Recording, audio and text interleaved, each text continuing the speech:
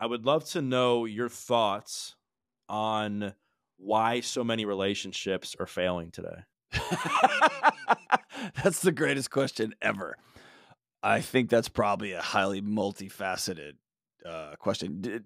Dig in a little deeper on that. I think how we're doing relationships is so comically unnatural to how our bodies have done relationships for the last bajillion years that we don't have a chance. We don't have a chance to be safe and healthy in the way we're doing relationships right now. It's chaos. So why do you think so many are falling apart? Let me just pose that question. Because we've got a bunch of stupid layers we've laid on top of them. Like, you have to be fully whole for yourself before you can join relationship forces with somebody else, and they have to be fully whole. And then two fully whole people will come. That's nonsense. You get together really early and you figure it out, and you wake up every day and you say, I'm in. And the other person says, I'm in. And the other person says, hey, that hurt. I've got different values. And the other person says, okay, I don't want to live by those values. Let's separate. Or, you're right, I need to heal, right? Like, we do life together. The best way I could explain it is this. My grandparents celebrated 72 years of marriage. I think 72, maybe 73 before my granddad died. I remember one of my grandmother's complaints. She's like, can't believe he couldn't have hung on for 18 more months. She was a riot, dude. She was awesome. And they did World War II together. They did the Vietnam War together. They did the Korean War. They did it all together. They raised 4 kids, ups and downs, depression. I mean, they handled everything. And after 72 years, they were matched. When my granddad died, my grandmother lost a lung and a part of her heart and an arm and a leg. She lost a part of herself because they were one. The idea that they would have married soulmates would have been insane in 1940, whenever they got married. That's madness. That doesn't even make any sense. They became soulmates after doing life together for 3/4 of a century. And we've tried to reverse engineer it with matching software. And let's take all of the growth and development out, and let's just bypass the first 7, 10, 15, 25 dates. We'll do all that work for you. And that way you don't have to have any discomfort, any awkward, any weird, all the things that make us human, by the way. We're going to take all that away, and we're just going to match you with a algorithm that says this is your person. Y'all meet, you swipe. I'm in. Y'all go out, and then you have to sleep together on date 3. And then the whole thing blows up, and we're like, modern relationships are failing. I know how to fix them. We should, someone else should sleep with you. That will work. Let's have more people in the mix. That will help, right? We're just chasing our tails, and nobody's going back to the setup and saying, what are we doing with modern relationships? And by the way, the rules have completely changed, to quote the great Terry Real. Women have economic, the word's leaving me. They're allowed to make money. My mom, when she got married, was not allowed to sign for, my mom, it was not long ago. My mom was not allowed to sign for a mortgage or a checking account without her husband's signature until the law passed in 73. That's different now. Now, the executive vice president that helped hire me was a woman who had multiple commas in her salary, right? Like the world is different in that way. It's not equal, but it's much, much different now. And so women can just leave. They don't have to put up with crap anymore. And they can, they have alternative options. Men, on the other hand, haven't learned any new skills. They are just still banging their head against the same wall. And we have a mismatch, if you will. And so I think, man, relationships are failing because the world changed. We haven't. And instead of doing the hard stuff of trying to change inside of our own homes, inside of our own hearts and minds, and inside of our own communities, we just outsource it to algorithms, and that's not working. We're in a totally different world than your family members that you described, right? You know, the world is driven by technology. So given that nothing's going to change on that end, what's the path forward? I disagree with that. I opt out. I was the chief student affairs officer at a $1 billion college. I had no social media. You can make it. You can do it. My buddy's the minimalist. They just quit social media, and they live in this ecosystem. You can do it. I think it's recognizing that when I was dating, I would go up to somebody at my university or out, and I would say, hey, my name's John. I think you're beautiful. I'd love to go have coffee with you someday. That would get me asked to leave a facility now, right? They'd be like, hey, that guy's creepy. He's got to go. I get that. Totally get that. I think we've resigned ourselves. No, dude, all my friends just have to be on Facebook. That's not true. All of my friends have to be on Instagram. That's not true. We can only date online. I just don't think that's true. But that also means that we have to, it's like eating. It is much, much, much easier to eat processed nonsense that's cheaper, it's faster. Everything about it is designed to make my life more convenient, and it will kill me. And I think the same is with the digitation of human interaction. So let's just say that people are not using technology. Let's say they're in a relationship. You mentioned that women have more power now than they did, given the fact that they're able to make as much money as men, and men haven't really developed new skills, so they've lost some bargaining power. On top of that, like, what can people do as couples to nurture that relationship to make sure that it doesn't fall apart? Well, I think one is I think you take the word power out of that conversation. I like to say women have more choices. Yes, that could, if you're looking at it through a power hierarchical lens, you can play the power game. But if you're trying to play a power game in a relationship, as the old marriage counseling quote goes, if she wins and you lose, you both lose. Right. So if one of you is trying to establish power in a relationship, the relationship's already over. It's already doomed. At some point, you're just using each other in almost a parasitical way. She's got more options now, as many options as he used to have. And so now she doesn't have to stay just because you said so. And now you have to say things like, hey, how can I love you today? As you and I were talking offline, like, what's your picture of this thing look like? Because I said I was going to help around the house. And so I mowed the yard and I raked the yard. But that was pretty frustrating for you because you had some other, when I said I'm going to help around the house, you had a different picture of what help around the house is. Some of it is simple as, dude, when we had our first kid, I had no idea. I didn't know, Doug, that kids poop 500 times a day. I thought they went once. And so I would change a diaper and I really would be like, that's what's up. I'm modern dad. I'm making money and I'm helping around with the kids. And I didn't realize that there was 11 other diapers being changed that day. And so that frustration mounted over there. I'm patting myself on the back over here. And I literally didn't know. And my wife didn't know that I didn't know. So her default setting was, he's just not doing this. And my default setting was, she just hates me. She doesn't want me here. So the best thing I can go do for my relationship is just leave. Like, the greatest gift I could give my wife and my new baby is to not be here, because I clearly am frustrating her all the time. And she doesn't know that I don't know, because the stuff that she knows is common sense to her. Anyway, all that to say is, I think you have to have some innate practices. Once a week in my house. We've been together for almost 25 years. In my house, once a week, we sit down and I say, we go through, what's the calendar look like this week? And it's not sexy, but we put it on the calendar. What are we going to make out this week? Who's going to pick up the kids when? Do you need me to run to the store here? I'm going to be in this part of town. Do you need me to grab something here? Does your oil need changed? Like, how can I love you this week? And then what's this weekend look like? And we get those practical things out of the way. You know, we talk in pictures, but we think in pictures, but we speak in words. And so we align the pictures. And then when we get out of bounds, we say things like, I'm sorry. And we say things like, well, what's your picture of that look like? Because I want to help. But right. And so I take power off the table. I take ego off the table. I like the idea that the modern man is a choice. A modern masculine man is the choice to be radically and with joy, a radical, joyful man of service. Like, I want to smile and say, how can I make her life better today? And hopefully, if we're working together and we're in sync, she's opened her eyes and said, man, how can I make this guy's life better today? And if we both have that, man, that we'll be unstoppable. And that's a lot there. And that's a lot of pie in the sky. I know it's like you're trying not to roll your eyes out the back of your head, but I think we're not connecting well. And we keep going back to, what about me? What about me? What about me? And it's just a recipe for ash. Right. And with all that said, you said that there's a lot of like pie in the sky. You mentioned that like sometimes pictures and like words can be completely confusing to one another. Are you recommending that people like print out like a list of things that they're going to like do throughout the week together? If you do that, you're way ahead of the game. I mean, I keep mine on my phone. My wife has a day planner, and my kids know they're having grown up time again. My kids know it's just a part of the rhythm of our life. And I'm trying to teach my kids that No, you got to sit down, and you're running a household. You got to sit down and run your household. Same as if you have employees, you have one-on-one meetings with them every week, right? You're running a house.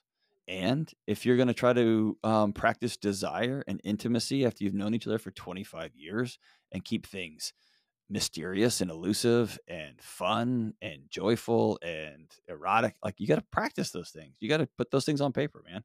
But yeah, if you want to print out a list, if that's how you roll, that's cool. If you just keep it in your notes app on your phone, that's cool. I do think it's important to write stuff down because we're all so busy. It's just about intentionality is the magic word. Right. Being intentional. Love that. And I think one of the main things you're getting at is you have to maintain connection and intimacy throughout the course of your relationship. What are some things that you think might surprise some people that actually end up destroying intimacy? That just like fitness and just like wealth building, there's no hack. It's every single day. The worst part about being married is that you can never have such a incredible, wild, romantic rendezvous that you don't have to get up and be kind and respectful the following day. The same as you can't have such a great workout on day one on October 1st, you don't have to work out the rest of the month. You got to get up and go again October 2nd and October 3rd. And I think most people think of relationships in terms of events. This marriage, this weekend getaway, and we forget the mundane. Hi, how are you? How can I love you today? I'm tired. You're tired. We're tired. How can I love you today? And that really gets to a central question, which is the idea that all relationship is a risk. And most of us are so risk averse. We're so scared to get hurt. We're so scared to get shamed that we hedge that risk with guarantees. And guarantees and risk in relationship is all about ego. What about me? What about me? And if you really want your relationship to work, stop thinking about, I need to open this relationship up and sleep with a bunch of other people. That's not going to heal your relationship, man. It's just not. Or I need to do this, or I need to do, dude, sit down in front of somebody and say, I love you so much. It scares me. Do you still love me? And that's a risk because they might say no, but they might say yes. And that's just a thing that I think most modern relationships, we're so scared of discomfort in our culture that it's easier just to keep saying yes and coming up with these intellectual gymnastics to try to make madness okay relationally because we're so afraid of discomfort. What are some things you and your wife do on a daily basis to keep intimacy strong? We start every morning with when I wake up. And again, a lot of this came from us sitting across the table saying, are we still going to be married? And we almost ended the whole thing a couple of times. So a lot of these practices aren't things we've done for 20 years. They're things we've done for 2 years or 5 years or 6 years. And it came from a place of survival. But my wife used to get up in the morning and I wake up at 5 ready to just go knock the wall over. And she doesn't.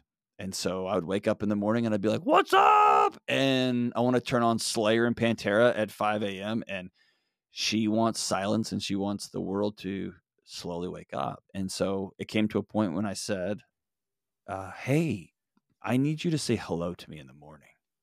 Like, you wake up and you just walk right past me and you go get coffee and then you go do your writing. Like, I need you to say hi. And that was me saying, I feel lonely. I feel isolated in the morning. And she said, I would love more than anything just to sit and hug you in the morning, but I can't handle Pantera at 5 in the morning. And so, awesome. Now we start every morning with just a long, obnoxiously long hug and just, and I look at it as a grounding of my nervous system before the day goes. And sometimes I am up earlier than her and I head down to the gym and do my meditations and my lifting and do all my whatever I'm doing down there. And then I come up and then we hug. But it's very, very rare that we don't have skin to skin contact to start the day. And it's non-sexual. It's not trying to be all oogie googie. It's just saying, right? And then from there, it's what's your picture of today look like? What's your picture of tonight look like? Is tonight a make out night? Is tonight a hookup night? Is tonight a let's go out to dinner night? Like, we just put it on the table, man. And I think it's that constant, what do you want this thing to look like? And not asking each other to read each other's minds. The other is we also are very respectful of, dude, I'm a chaotic mess. And she is a list making. She's basically AI before AI came out. I don't disrespect her for that. I love the fact that she has everything in a list. And then when I'm like, dude, you know what we should do? Let's take the kids, that she instantly goes, and she can put herself right there and imagine what a disaster that idea is, right? I can't do that. And on the other side, she would never do crazy fun things if it wasn't for me being like, let's get in the car.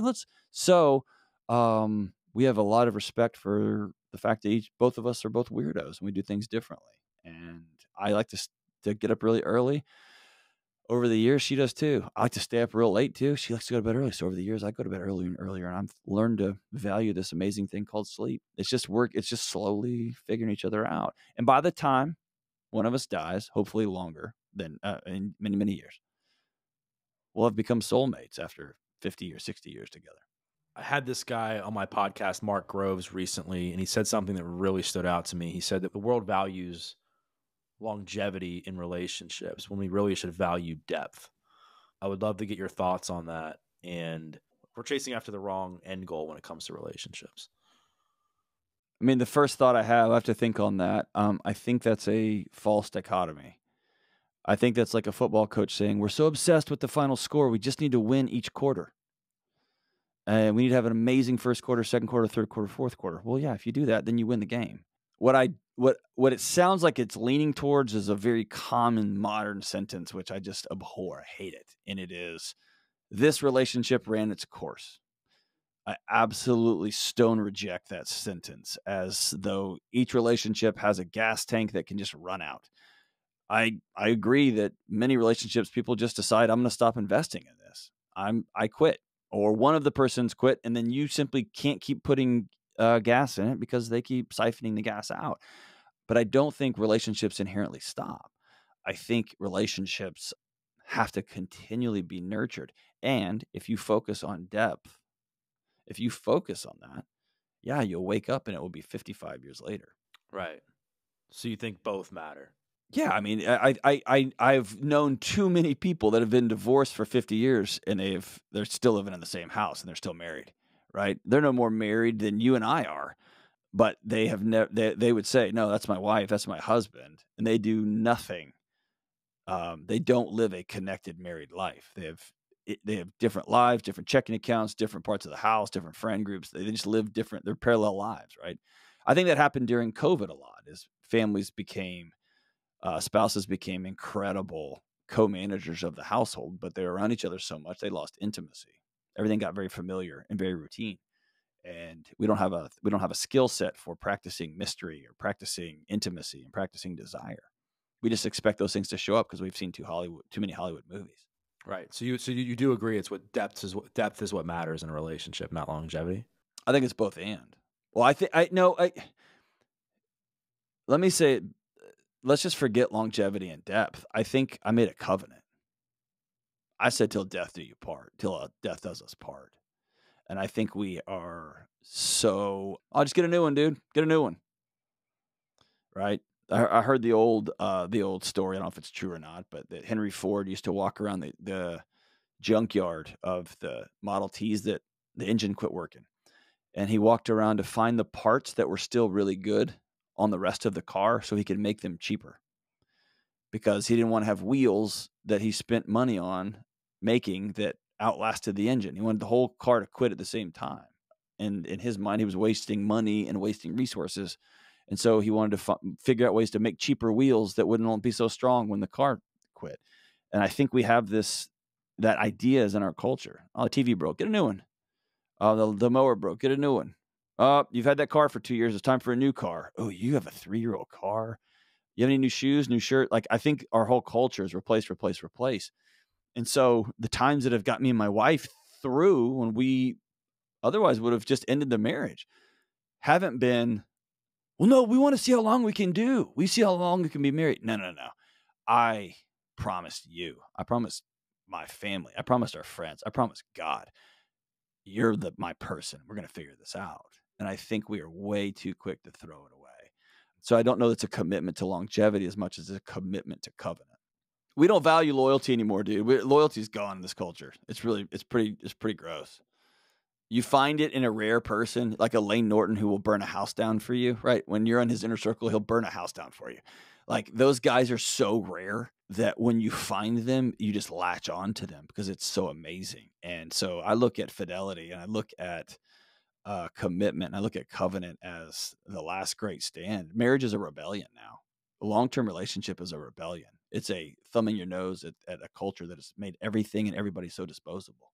I've never said any of this stuff public, Doug. Man, you're bringing it out. So if marriage and long-term relationships are now not the norm like they used to be, what is the norm? Was it 40%, 60% of kids were born to a single parent? I mean, it's a zoo, man. It's chaos. It's chaos. Richard Reeves' book of Boys and Men is a modern day masterpiece. It's one of the best books I've read in the last decade. And it just outlines, man, the collapse of the long-term stable relationship in the name of, well, yeah, that's old and outdated, now has robbed children of an anchor point. And now we've got a generation of kids, more of which were born outside of a two-family home than were born inside of a two-family home. And their nervous systems aren't designed that way. It's never happened before in human history.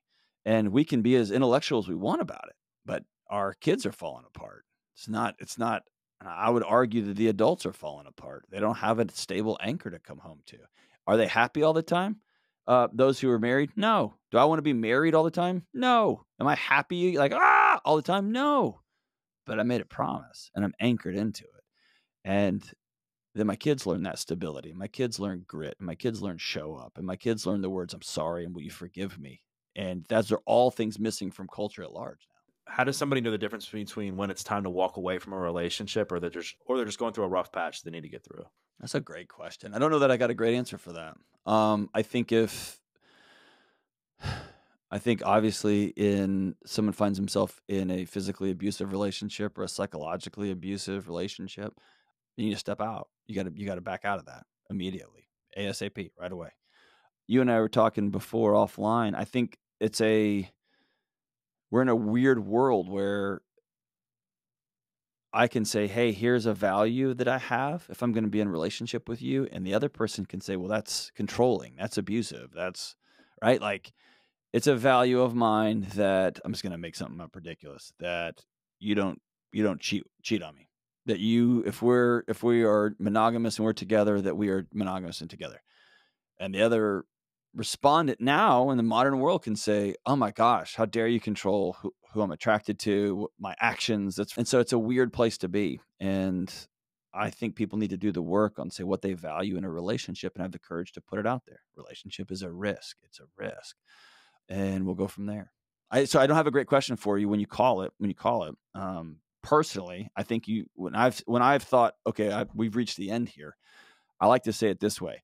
Esther Perel, the great Esther Perel, says that most adults have 3 or 4 or 5, I don't remember the number exactly, but 3 or 4 or 5 great loves in your adult lifetime. And if you work really, really hard, it can be with the same person. And so my wife is married to a radically different guy than she got married to. And hopefully in 10 years, because I'm still learning, I'm still taking classes, I'm still going on podcasts, telling amazing conversations with guys like you, I hope that I'm a different guy in 10 years, 5 years, right? So we're going to rebuild our marriage. Well, our marriage now is radically different than it was 6 years ago. 6 years ago, it was almost fallen up. It was completely almost gone. 10 years ago, 15 years ago. And so I'm going to rebuild my marriage every year, every few years. My son's about to go to high school. I've never been married and had a high school kid. High school for me was the pinnacle of my life. It's been all downhill since then, Doug. I peaked at like 17 and it's just been ever since. My wife, high school was miserable for her. She's going to have GPS pins of trauma going off inside of her body that I don't have. And so we've never been married like that. Cool. We get to design something amazing and go build it and drive it. It's going to be awesome. Conflict can make or break relationships, as we both know. And I think it's twofold. I think one, if you fear conflict, you will end up sabotaging the relationship because you're not choosing yourself. You're not standing up for yourself. You're going to end up having resentment towards your partner. If you engage in conflict and don't have healthy resolution tactics, you're going to blow the relationship up and walk away a lot sooner than you need to. I'd love to get your thoughts on how people can navigate conflict in a way that leads to growth in a relationship. Well, I think going back one is you don't try to win conflict. You try to get closer connected. The second one is the Gottman's right on this pretty eloquently, but most conflicts never resolved. Like, I'm never going to like that meal. or you're never gonna like I used to try to get my wife to come to punk shows all the time with me. She doesn't like that music. She doesn't like being in the bowels of a punk club with a mosh pit going. Like, she'll never like that. I want to talk through intellectually every problem.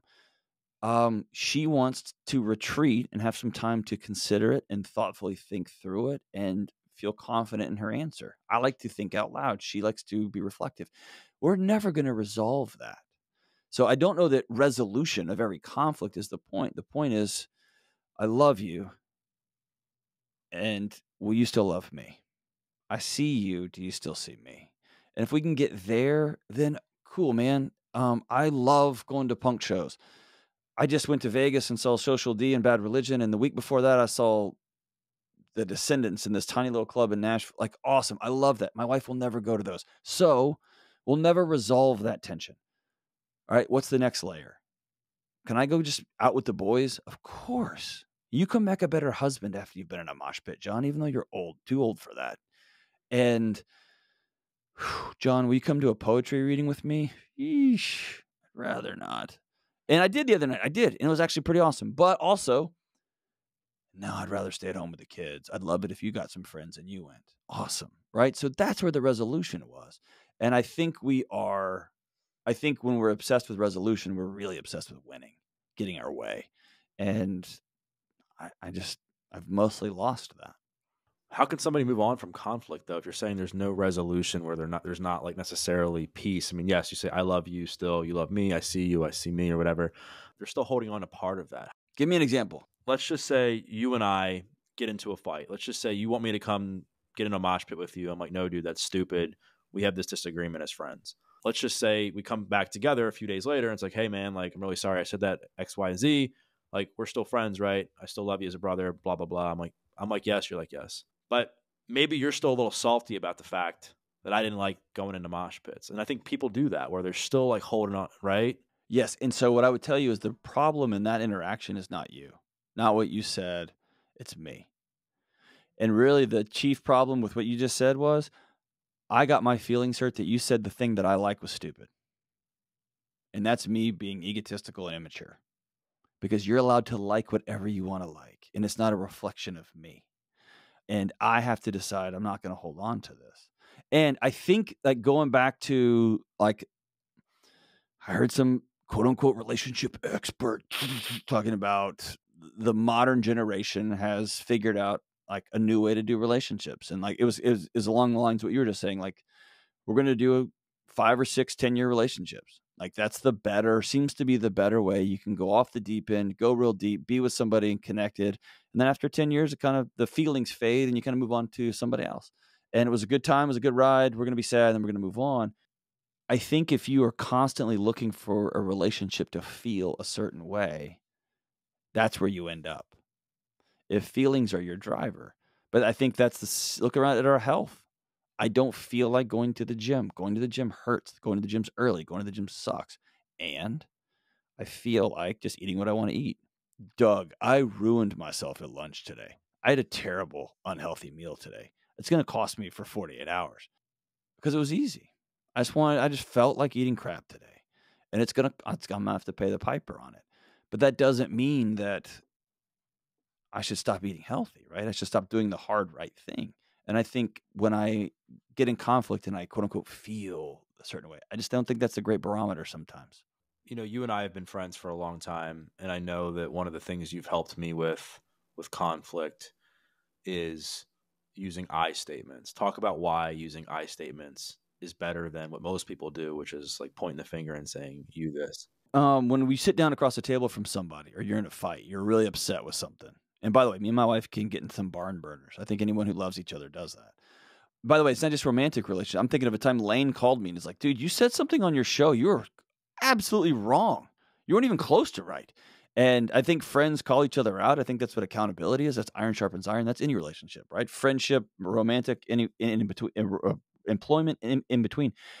I think when you sit down across the table from somebody and you start with the word you are attacking. You're going to war, and people have to defend themselves. And so when you sit down at a table and say, you don't love me anymore, you never want to have sex anymore, you never dress. You always wear sweats. You don't even dress up anymore. They have to defend themselves. And when you're being attacked, you're not thinking rationally. You're responding to what you know. That's why military vets and UFC guys train so much, so that their response, their right hook followed up, or their left hook followed up by their uppercut, followed up by a single leg. That's just in their nervous system. It's rote. It just happens. If you're thinking in a fight, you've lost, right? So that's not totally true, but you get what I'm saying. All that to say is, if I sit down at a table and I say, I'm really scared about the state of things, I don't feel like I'm enough for you right now. What are you talking about? I feel like I keep offering up, like, let's go on a date. I want to be romantic with you. I want to be intimate with you. And I just keep walking around with this sense that you don't want to be intimate with me. And what if he or she goes, oh my gosh, no, I've had incredible diarrhea for like 2 weeks and I didn't want to tell you. It's embarrassing, right?